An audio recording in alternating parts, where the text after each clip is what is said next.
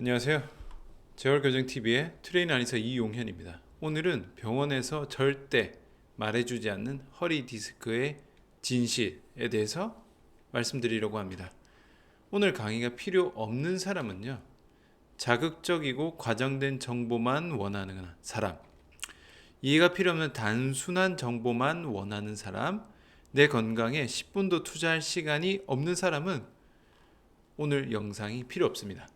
그런데 병원에서 시술이나 수술을 권유받았거나 통증, 불편감이 있거나 내 몸을 안전하게 관리하고 싶거나 평생 안 아프고 건강하게 살고 싶은 사람이라면 오늘 영상 꼭 끝까지 시청을 하셔야 됩니다. 강의 목적은 이거입니다. 저는 스스로 건강을 관리할 수 있다면 평생 병원에 갈 필요 없다. 이렇게 건강을 스스로 관리할 수 있도록 만드는 게 이 강의, 이 영상의 목표입니다.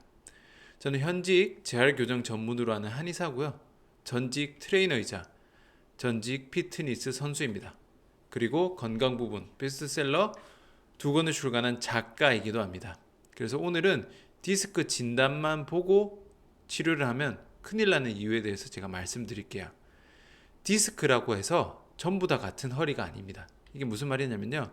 이렇게 MRI를 검사를 하면은 이런 식으로 나옵니다. 이렇게 하면은 지금 요쪽 요 디스크가 신경을 누르고 있는 사진인데요. 10명 중에 9명은 4번, 5번의 디스크가 있다고 할 거예요. 혹은 협착증이라고. 왜냐하면 이게 허리의 제일 아래 부분이기 때문에 거의 전부 다 4번, 5번이에요. 4번, 5번 디스크가 있고 추가로 더 안 좋아지면은 그때 3번, 4번이지. 뭐 사실상 디스크라면 4번, 5번이 거의 다라고 보셔도 무방합니다. 그런데요. 똑같은 4번, 5번 디스크 진단을 받아도 허리 상태가 전부 다 다릅니다. 같지 않아요. 이게 무슨 말이냐면요. 허리를 이렇게 앞으로 숙이거나 뒤로 젖히거나 옆으로 움직이거나 돌려보거나 하면은 누구는 숙일 때 아프고 누구는 젖힐 때 아프기도 하고요. 누구는 돌릴 때 아프기도 하고 허리의 상태가 조금씩 움직여보면은 증상이 조금씩 다 틀립니다. 이게 디스크의 관점만 봤을 때는 똑같은 요추 4, 5번의 디스크지만 아픈 근육이 다 다르기 때문이에요. 우리 허리는 가만히 있는 조직이 아닙니다. 우리 몸 전체가 그렇죠. 가만히 있는 게 아니라 기능적으로는 움직입니다. 움직임이 다 달라요. 그래서 움직임마다 다르다는 말은 결국 근육의 상태가 다 다른 거예요. 그렇기 때문에 똑같은 디스크를 할지라도 근육의 상태가 다 다르다면은 결국 허리 상태가 다 다른 거라고 볼 수 있습니다. 그래서 이게 뭐냐면 뼈의 관점이 아니라 근육의 관점으로 우리 몸을 바라봐야 됩니다. 왜냐하면 우리가 흔히 아프면은 혹은 아프지 않더라도 건강 관리를 위해서 뭐 걷기, 스트레칭, 운동을 해라고 하는데요. 이런 관리를 하는 이유는 근육을 관리하는 거예요. 걷는다고 해서 뭐 뼈를 더 튼튼하게 만든다. 뭐 디스크를 더 튼튼하게 만든다. 이런 관점이 아닙니다. 모두 관리를 하는 거는 근육이에요. 그래서 예방 혹은 관리를 위해서는 우리 몸은 근육의 관점으로 봐야 됩니다. 우리는 근육을 조절할 수 있어요. 근육을 관리할 수 있습니다. 뼈는 관리를 할 수 없어요. 지금 말씀드리는 거는 관리의 관점입니다. 그래서 우리 몸은 단순히 뭐 요추 4, 5번이 어떻다, 뭐 디스크가 어떻다 이런 거는 병원에서 치료를 위해 진단을 하는 거지 예방 관리를 위해서는 근육의 관점으로 바라봐야 합니다. 그러면은 이 근육의 관점에서 디스크가 왜 생기는지 한번 알아볼게요. 왜 생기는지 알아야 디스크가 다시 악화되는 걸 방지하고 관리할 수 있겠죠. 자, 디스크는 보시면은 이렇게 흰색이 뼈입니다. 빨간색이 디스크고요. 대부분 디스크나 협착증 진단을 많이 받으시는데 다른 질환도 다 마찬가지입니다. 결국 이 척추 사이가 눌리면서 디스크가 삐져나오거나 돌출되거나 그런 여러 가지 증상 때문에 생기는데 결국 척추뼈가 내려앉아서 발생하게 됩니다. 디스크도 마찬가지고요. 협착증도 마찬가지고요. 척추가 앞으로 나가는 척추 전방 전이증도 마찬가지예요. 결국 이 뼈가 움직이면서 정상의 위치에서 벗어나면서 발생하게 되는데요. 그러면은 척추뼈가 왜 내려앉을까요? 자, 지금 그림을 보시면은 예를 든 거예요.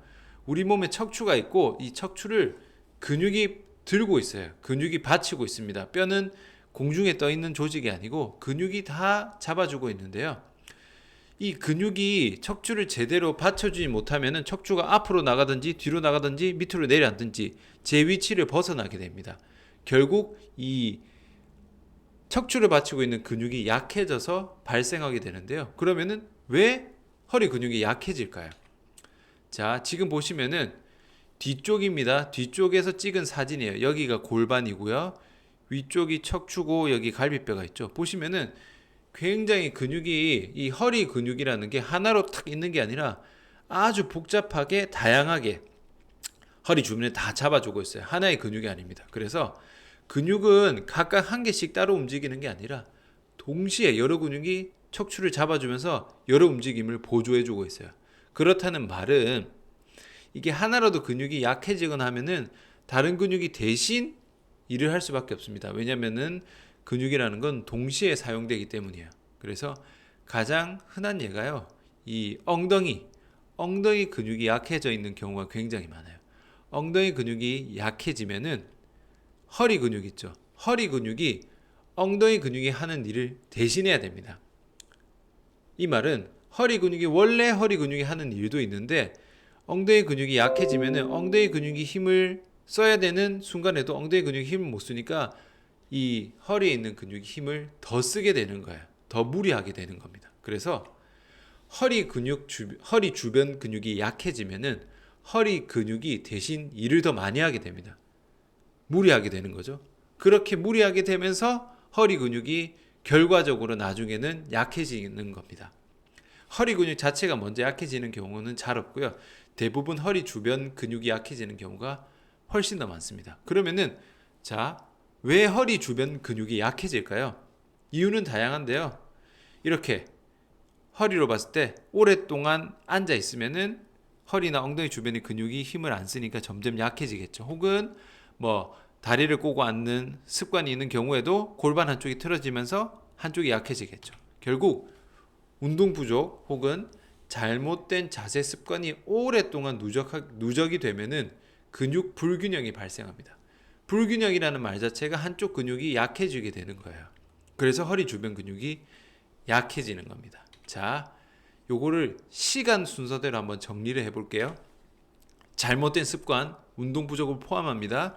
습관이 오래되면은 근육 불균형이 생깁니다. 이 근육 불균형이 오래되면요, 허리 주변 근육이 약해집니다. 허리 주변 근육이 약해지면은 허리 근육이 대신 무리하게 되겠죠. 그리고 이 무리하는 게 오래되면은 척추뼈가 제자리에 있지 못하고 내려앉는 거예요. 그러면은 디스크 협장증과 같은 척추 질환이 생기는 겁니다. 아시겠죠? 그런데 병원에서는 어떻게 하나요? 이 척추뼈가 내려앉은 것만 검사를 하죠. 근육 검사나 뭐 그런 건 안 하니까. 그러니까 병원에서 하는 시술 혹은 수술은 모두 이 척추뼈가 내려앉은 이 상태를 치료하는 거예요.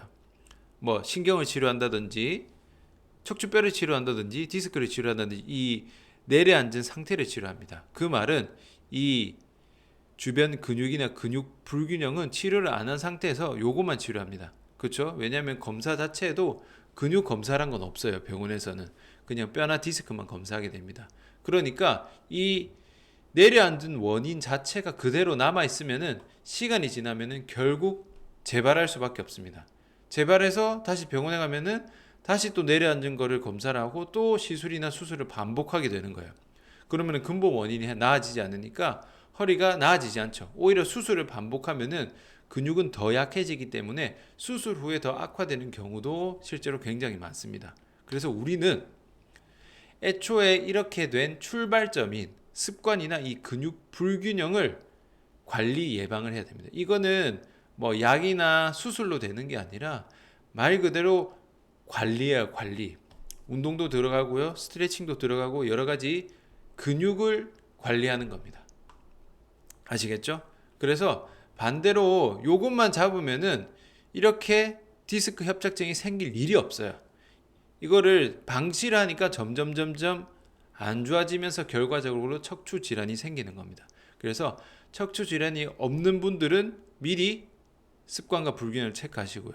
이미 디스크 협착증으로 진단을 받으신 분들, 그러나 시술은 아직 안 받으신 분들도 역시 이 근육을 해결하시면은 수술이나 시술까지 갈 필요가 없습니다. 그러면은 수술이나 시술을 하신 분들은 어떻게 될까요? 하더라도 이게 남아있는 경우가 많습니다. 그리고 재발하지 않기 위해서 관리를 해야겠죠? 예방을 해야겠죠? 그러기 위해서는 결국은 우리가 올바른 자세 습관, 근육 관리만 잘해줘도 평생 척추 질환 없이 살 수 있는 거예요. 오늘 강의가 충분히 이해가 되셨을까요? 그래서 이 척추 질환에 필요한 허리나 허리 주변에 관한 근육 관리 방법은 제가 지속적으로 영상을 통해서 말씀드리겠습니다. 오늘 강의 내용이 도움이 되셨다면 좋아요, 구독 설정해 주시고요. 오늘 강의는 여기까지입니다. 다음에도 더 좋은 내용을 통해서 강의를 찾아뵙겠습니다. 수고하셨습니다.